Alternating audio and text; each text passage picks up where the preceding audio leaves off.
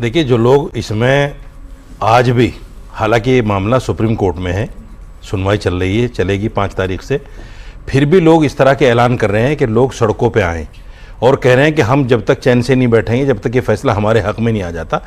ये लोग देश में फसाद कराना चाहते हैं और मैं ख़ास तौर से असदुद्दीन ओवैसी को कहूँगा कि ये आदमी दंगा कराना चाहता है देश में, और इस हद तक दंगा कराना चाहता है कि आने वाले टाइम में इसको ये कहने का मौका मिल जाए कि देखो हिंदुस्तान में मुसलमान सेफ नहीं है, हमें दूसरा मुल्क दे दो। ये जिन्ना बनना चाहता है। ऐसे मुसलमानों को, ऐसे लोगों के बहकावे में नहीं आना चाहिए। और कांग्रेस भी जो जिस तरह से भड़का रही है, कांग्रेस की 60 साल की सरकार हमारे सामने है, हमें उन चीज़ों से सबक लेना चाहिए कि कांग्रेस ने हमें दलित से बदतर जिंदगी जी है। और हमारे जो मामलात हैं, आज देखिए नौकरियों में, पार्लियामेंट में, विधानसभा में हम कहाँ हैं, ये सब कांग्रेस की देन है। ठीक है सर, आपसे बिल्कुल मैं बिल्कुल शॉर्ट सा सवाल आपसे पूछ रही हूँ। मुझे वो बताइए कि ऐसे कौन से क्लॉज हैं जिन पर आपको सबसे ज्यादा आपत्ति है? बस इसी पर बात करेंगे सर, बताइए। हाँ पूजा जी, देखिए बार बार एक बात आती है कि भी देखिए ये जो हमने संशोधन किया वक्फ बोर्ड के लेकर, तो यहाँ पर गरीब मुसलमान जो है उनका फायदा होगा। हम लोगों को भी उम्मीद जागी कि हाँ भी फायदा होगा, लेकिन हम जब 5 फायदे पूछने की बात करते हैं तो सर ऐसा सर खो जाके इधर सर सुनिए, नाजिम खान मैं फायदे उनसे पूछूंगी, आप पहले दिक्कत तो बताइए। हाँ, सुन लीजिए, देखिए मैंने 5 फायदे पूछे, अब दिक्कत 5 नुकसान बता दीजिए। मेरे अरे क्या 5 नुकसान बताइए। अरे आप ही वकील बन जाएंगे, आप ही जज बन जाएंगे, तो भाई हम लोगों के लिए किस लिए है? आप सुन लीजिए, देखिए वक्फ बाई यूजर आप बता नहीं रहे हैं, 5 नुकसान कहां से बता देंगे आप? हम लोगों को मुल्क के वजीर आजम बना दीजिए, सारी चीजें बहुत बढ़िया, आप वज़ीर आज़म बनोगे पहले, फिर बताओगे नुकसान क्या है। बहुत बढ़िया, ये अच्छा है, ये अच्छा है। पहले प्राइम मिनिस्टर बनो, फिर बताओ उसके फायदे। दिक्कत ये पॉइंट नोट किया जाए भाई, दिक्कत है, नोट किया जाए। किससे है? दिक्कत किससे है? प्राइम मिनिस्टर सब बताइए ना, दिक्कत किससे है?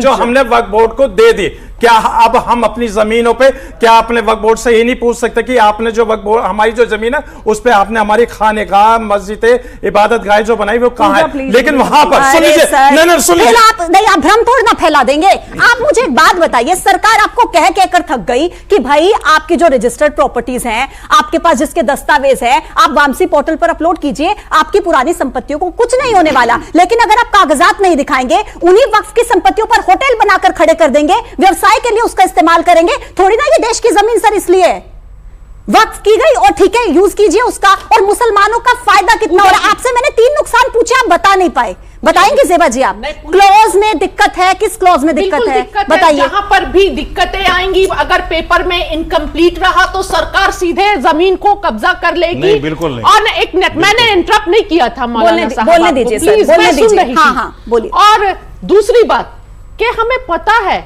जो गरीब मुसलमानों की बात कर, मुझे सुनिएगा, गरीब मुसलमानों की बात की जा रही है। आपको पता होगा ना, जब यात्राएं चलती हैं, शोभा यात्रा या कुछ भी, तो लगातार इस तरह के मैसेज फैलाए जाते हैं कि जो ठेले पर जो गरीब बेचते हैं, फल बेच रहे हैं, सब्जियां बेच रहे हैं, रास्ते में उस पर नाम लिखिए। नाम लिखने का क्या मकसद है कि आप खरीदने से पहले देखिए। और शोभा यात्राओं पर पत्थर फेंकने का क्या मतलब है? शोभा यात्राओं पर पत्थर फेंकने का क्या मतलब है? देखिए पूजा जी, जब हम बोल रहे हैं तो आप तो खुद यहाँ पर बोलते हो ना, शोभा यात्रा पे कहाँ पहुँच गए आप? आप एंकरिंग कर रही है क्या? नहीं, मैं जिम्मेदार हूँ ज़ेबा जी, मैं जिम्मेदार हूँ, मैं मौका दे रही हूँ आपको बिल्कुल एक-एक करके। अच्छा ज़ेबा जी, और नहीं, अगर कोई यात्राएं चल रही है तो जाकर मस्जिद के सामने आप धरना दीजिए, भाषण दीजिए, गालियां दीजिए और उकसाइए। ये कहाँ का धर्म है? ये बताइए, ये कौन सिखाता है मुझे? और दूसरी बात, मुसलमान महिलाओं की फिक्र हो गई मोदी जी को। मुसलमान महिला क्या बिल्किस बानो नहीं थी, जिसके 11 बलात्कारी जब जेल से छूटते हैं तो फूल माला देकर स्वागत किया जाता है। और एक मिनट, और जो लिंचिंग के नाम पर, गौ लिंचिंग के नाम पर हत्याएं कर दी जाती है, तो क्या मुसलमान बहनें, माताएं और बहनें विधवा नहीं होती हैं? छोटे बच्चे अनाथ नहीं होते हैं? मैं बात पूछना। और एक मिनट, और जो लगातार घरों को डेमोलिश कर दिया जाता, बस कोई केस हो, नाम आना चाहिए कि मुसलमान है, बिना कोर्ट के मना करने के बाद भी बुलडोजर लेकर पहुंच जाते हैं और जल्दी रहती है कैसे किसी के आशियाने को गिरा दिया जाए। इसको लाभ उत्तम मुसलमान एक मिनट ज़ेबा जी, ठीक है बोलनी है। मैंने कब इंटरप्ट किया? बताइए। देखिए, सबसे अहम बात यह है कि जब आउट ऑफ सिलेबस क्वेश्चन आता है तो कोई भी बच्चे अक्सर सवाल के जवाब में कुछ भी गाना लिख के आ जाते हैं। उनको लगता है कि शायद 2 नंबर तो मिल ही जाएंगे, तो शायद कुछ ऐड हो जाए, पास हो जाए। सवाल यह है कि जब हम किसी गंभीर मुद्दे पर चर्चा के लिए आते हैं तो हमें विषय का ज्ञान होना चाहिए। यहाँ पर हम बहुत जिम्मेदारी के साथ आए हैं, क्योंकि जो हम बोल रहे हैं, जो हमें लोग देख रहे हैं, उसका असर समाज पे होता है। तो हमारी जिम्मेदारी है कि हम सफाई और सच्चाई के साथ यहाँ पे बात रखें। आपने वक्त बाय यूजर पूछा और पूरे खेमे में हलचल मच गई। बात यह है कि इनको यही नहीं पता है कि वक्त बाय यूजर क्या है। उसके जवाब को भटकाने के लिए इन्होंने क्या बातें रखी जिसका आज के मुद्दे से कोई लेना देना नहीं है। अब सवाल हम ये कर लेते हैं, वक्त बाय यूजर के नाम पर जो हमने देखा सूरत का म्यूनिसिपल कॉर्पोरेशन और 1400-1500 साल पुराने मंदिर पे भी वक्त बाय यूजर का मतलब यह है कि बिना किसी डिक्लेरेशन के, बिना किसी कागज पत्थर के आप किसी भी प्रॉपर्टीज को कहें कि वक्त की प्रॉपर्टी है, उस पे सवाल है। वहां पे अमेंडमेंट हुआ है। आप कैसे साबित कर देंगे कि मैं कहूं कि आज से ये स्टूडियो मेरा है और मेरा हो गया क्योंकि मैं मुसलमान हूं? ये बात सही नहीं है। अब सवाल ये है, अब सवाल ये है, पूजा देखिए ये बात गलत है। मैं बहुत देर से वेट कर रही हूं। ये लोग 3-3 बार 4-4 बार बोल चुके हैं।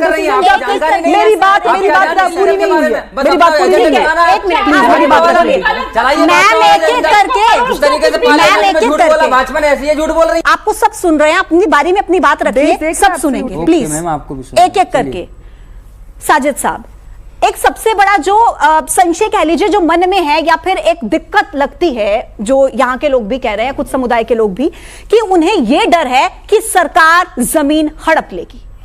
ये आप प्रूव कर सकते हैं कि सरकार नहीं जमीन हड़पेगी? ऐसा कुछ नहीं होने वाला, बताइए। देखिए, एक चीज तो मैं आपको ये बता दूं, जितने साथी खड़े हैं इनको ये चीज समझ लेना चाहिए कि इस प्रोग्राम को बहुत लोग देखेंगे, करोड़ों लोग देखेंगे। इसका एक गलत प्रभाव ये पड़ेगा कि हम सारे के सारे मुसलमान हैं और मुसलमान आपस में लड़ रहे हैं। बिल्कुल, इसका बहुत गलत असर पड़ेगा। लड़े नहीं, जो अच्छी बात है उसको अच्छी तरीके से उसको समझाएं। दूसरी बात, अभी वक्त बाय यूजर की बात आई, बिलाल भाई आप तो थे प्रोसीडिंग में। जी। ये बात चीफ जस्टिस ने भी कही, खन्ना साहब ने कही कि भाई 500 साल पुराना रजिस्ट्रेशन कौन देगा आपको? तो तुषार मेहता जी ने ये बात कही कि नहीं, 500 साल पुराना रजिस्ट्रेशन कोई नहीं मांग रहा है। उसके बीच के सुन प्लीज, अब नहीं बिलाल जी, उसके बीच के बहुत सारे पेपर होंगे लेन देन करने के। अब इसके पास आई, उसके पास आई, उसके भी तो बहुत सारे पेपर होंगे ना, इस बात की गवाही देने के लिए कि जमीन जो है वक्फ बोर्ड की है। ऐसा तो नहीं कि जो 500 साल पुराना रजिस्ट्रेशन है वही होना चाहिए। उसके बाद के भी बहुत सारे, जैसे होता है कि असल डीड नहीं है, जो उसका असल मालिक कौन है, लेकिन आज मेरे पास डीड रजिस्ट्रेशन है, तो बीच के आदमी नहीं है तो कोई बात नहीं, तो इसका निवारण हो सकता है। ऐसा नहीं, भ्रम फैलाना अच्छी बात नहीं। दूसरी बात, मैं एक बात कहता हूं, देखिए वो शेर है ना कि तू इधर उधर की ना बात कर, ये बता कि काफिला क्यों लूटा। मुझे रहजनों से गिला नहीं, तेरी रहबरी का सवाल है। हमने 60 साल कांग्रेस को जिस तरह से आजमाया है, ज़ेबा जी मैं आपके तवज्जो चाहूंगा, हमने आंख बंद करके विश्वास किया कांग्रेस पर। बिल्कुल आपके पास आऊंगे बिलाल जी, बस इत्मीनान से सुनिए। और ये वही कांग्रेस है। देखिए 1954 में वक्फ बोर्ड बना, 70 में गजट आया। जिस वक्त ये गजट आया, कांग्रेस के पास एक बहुत सुनहरा मौका था मुसलमानों को उनकी प्रॉपर्टी देने का। यही वो कांग्रेस है जिसने गुरुद्वारा प्रबंधक कमेटी बनाई और उनकी प्रॉपर्टी और उनके गुरुद्वारे सिखों को दे दिए। कांग्रेस नहीं दिए। अगर कांग्रेस चाहती 1970 का गजट आने के बाद में ये सारी प्रॉपर्टियां मुसलमानों की एक कमेटी बनाती और उनसे कहती ये प्रॉपर्टी आपकी है, आप इसका संचालन करो और गरीब लोगों की मदद करो इससे। लेकिन नहीं किया, अपने पास रख लिया। और यही वो कांग्रेस है, मैंने बताया कि 250 बीघा जमीन डीडीए, एमसीडी, एनडीएमसी, बिलाल भाई अच्छी तरह जानते होंगे, एक बार हल्ला मच गया था इस बात को लेकर कि डीडीए जहां बोर्ड लगा देता है वो जमीन उसकी हो जाती है। दिल्ली में पूरा हल्ला मच गया था। और बड़ी बड़ी लैंड, निजामुद्दीन जैसी लैंड जो पंचपीरान के सामने कितनी बड़ी जगह है, डीडीए ने बोर्ड लगा दिया और वहां बिल्डिंगें खड़ी हो गई। 250 बीघा जमीन केंद्र सरकार और दिल्ली सरकार, जब कांग्रेस थी, ये 250 बीघा जमीन हमारी कांग्रेस ने कब्जाई है। आज हम किस मुंह से इल्जाम लगा रहे हैं बीजेपी के ऊपर? कांग्रेस वाले के साथ बीजेपी हड़प लेगी। अरे 250 बीघा आपने हड़प ली, ठीक है, आपने हड़प ली। ठीक है, आप पहले ये कहिए, आप पहले ये कहिए, सुनिए, आपके पास आप पहले ये कहिए, मैं जमीयत से भी कहता हूं, पर्सनल बोर्ड से भी कहता हूं और कांग्रेस से भी कहता हूं, आप मैदान में आइए, आप कहिए भाई हमारी गलतियां हुई, हमसे कुछ गलतियां हुई हैं। ये प्रॉपर्टी एक सेकंड पूरी कर, एक सेकंड पूरी काउंटर कर लीजिए, मैं पूरी तो बताइए। ये लोग सामने आए लोगों के और ये कहें, जमीयत वाले भी कहें भाई हमारे पास प्रॉपर्टी है वक्फ की, ठीक है गलती हो गई हमसे, आज से हम इसका सर्किल रेट के हिसाब से किराया देना शुरू करेंगे। पर्सनल बोर्ड वाले भी कहें, कांग्रेस भी कहे कि हमसे गलती हो गई, हमने इतनी जमीनें हड़प ली सरकार के नाम पे, कहते हो खड़े होकर। अच्छा, लेकिन नहीं कहेंगे, आप कहलवा दीजिए। आप जैसा कह रहे हैं ना कि कांग्रेस ने प्रॉपर्टी, आ रही हूं सर, आपके पास आ रही हूं सर, आप जैसे कह रहे हैं ना कि कांग्रेस ने प्रॉपर्टी हड़प ली, आप सब डेटा बता रहे हैं सर, यही आरोप तो ये लगा रहे हैं ना कि बीजेपी भी यही चाहती है कि प्रॉपर्टी हड़प ली जाए। मैं एक कॉमन बात कहता हूं जो सबको समझ में आएगी, जब तक ये प्रॉपर्टी सरकार के हाथ में रहेगी, ना किसी मुसलमान का इससे फायदा पहले हुआ ना अब होगा। अच्छा, अभी भी नहीं होगा? सरकारों के ही फायदे पहले हुए हैं, सरकारों के ही फायदे अब होंगे। कह रहे हैं मतलब सर मुसलमान का कोई फायदा नहीं। सर आपको क्या लग रहा है, ये बहुत बड़ी बात ये भ्रम है। सरकारें कोई भी हो, ठीक, किसी को खाने को नहीं देती, हर आदमी को अपना कमाना पड़ता है, अपना खाना पड़ता है, लेकिन कुछ चीजें ऐसी होती हैं, मैंने इनसे पहले भी कहा और मैं हर जगह चैनल पे कहता हूं, ये जो लोग मेहनत कर रहे हैं ना, ये हवा में तीर चला रहे हैं और किसी भी पार्टी, किसी भी संगठन की हिमायत को लेकर इस तरह की बातें कर रहे हैं। इनको भी पता है कि ना पहले इस जमीन से मुसलमान को पिछले 20 साल से ठीक है किसी बेवा को पेंशन नहीं मिली, ठीक है, पिछले 20-30 साल से किसी बच्चे को स्कॉलरशिप नहीं मिली, ठीक है सर, मैं आऊंगी, इमामों को सैलरी तक नहीं मिलती इस जगह से, ठीक है सर, सिर्फ 250 इमाम है दिल्ली में, सिर्फ 250, और वक्त की संपत्ति इतनी बता रहे हैं आप, 22,000 संपत्तियां, भैया 2200 कितनी है मुझे सही पता नहीं, ठीक, दिल्ली के अंदर है।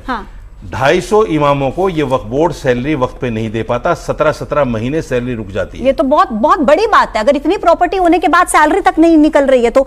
बिलाल जी आप ये बताइए, बिलाल जी आप एक सेकंड सर, आप जवाब दीजिएगा सर, ठीक है, आप इनकी बात का भी जवाब दीजिएगा और मेरी बात का भी जवाब जो नाजिम खान ने नहीं दिया।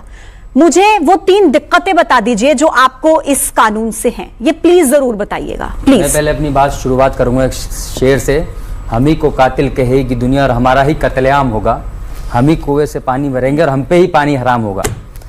और रशीदी साहब ने जो फायदे गिनाए हैं तो आज भारत सरकार भी नहीं गिना पाई, किरण रिजिजू जी भी नहीं गिना पाए, मुसलमानों को समझ में नहीं आए, लेकिन सर गिना रहे हैं, परिवर्तन हो गया, खुशी है, अच्छी बात है, होना भी चाहिए।